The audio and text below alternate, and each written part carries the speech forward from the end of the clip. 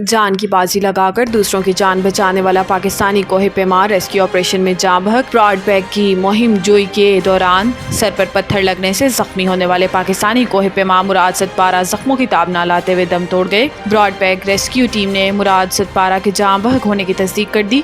मुराद सतपारा की लाश जापानी कैंप में पहुंचा दी गई है। ख्याल रहे कि मुराद सतपारा हफ्ते के रोज सर पर पत्थर लगने से शदीद जख्मी हुए थे। मुराद सतपारा की लाश आज बेस कैंप पहुंचा दी जाएगी। मुराद सतपारा ने गुज़िश्ता हफ्ते K2 की बुलंदी से कोहे पैमा की लाश को उतारा था। वो K2 की सफाई मुहिम की क़यादत कर रहे थे। मोहम्मद मुराद सतपारा K2 समेत 4 पहाड़ सर कर चुके हैं।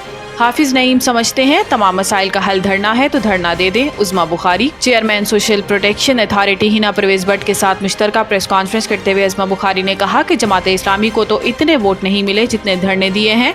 धरना अमीर कराची से धरना देकर जमात इस्लामी के अमीर बन गए। हाफिज नईमुर रहमान समझते हैं कि सारे मसाइल का हल धरना है तो धरना दे दें।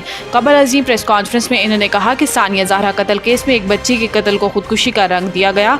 ससुराल ने कहा कि गले में खुद फंदा लिया। अब वो जमाना नहीं रहा कि कत्ल को खुदकुशी का रंग दे दे तो पता नहीं चलेगा। केस में खुदकुशी के सबूत नहीं मिले, ना गर्दन में सूजन ना लंबी गर्दन हुई।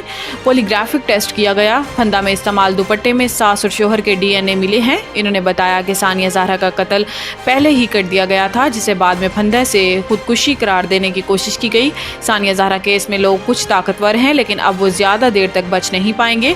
अगर हमारे दौरे हुकूमत में जुल्म हुआ तो जालिम को सज़ा मिलनी चाहिए।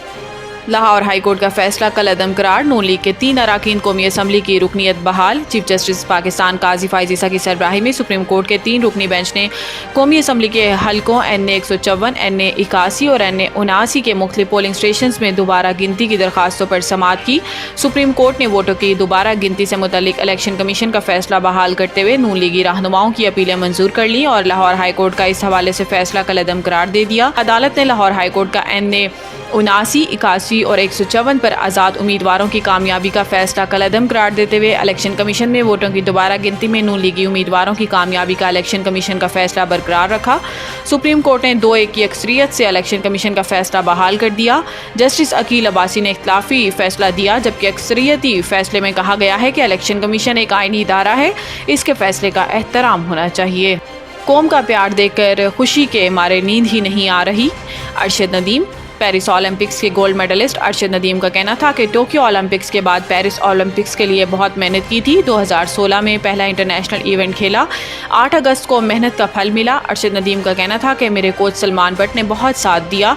इन्होंने मुझे हिम्मत नहीं हारने दी। फील्डिंग बड़ी अच्छी थी, ट्रेनिंग की बहुत की थी और पीछे पूरी कौम की दुआएं इतनी ज़्यादा थी कि मुझे पूरी उम्मीद थी कि इस बार गोल्ड मेडल जीतूंगा। इनका कहना था कि 2022 में मैंने कॉमनवेल्थ मुकाबलों में 90 मीटर का रिकॉर्ड तोड़ा था। मेरी हर बार कोशिश होती है कि बेहतर से बेहतर करूं। पहली थ्रो में जब रनर अप थोड़ा ख़राब हुआ तो फाउल कर दिया ताकि इंजरी ना हो और फिर अगली थ्रो में मेहनत की और अल्लाह के फजल से रिकॉर्ड थ्रो हुई। हुकूमती स्पोर्ट मिलने के हवाले से सवाल पर अरशद नदीम का कहना था कि हुकूमत पंजाब स्पोर्ट्स बोर्ड और फेडरेशन का भी शुक्रिया अदा करता हूँ कि सबने मेरा साथ दिया।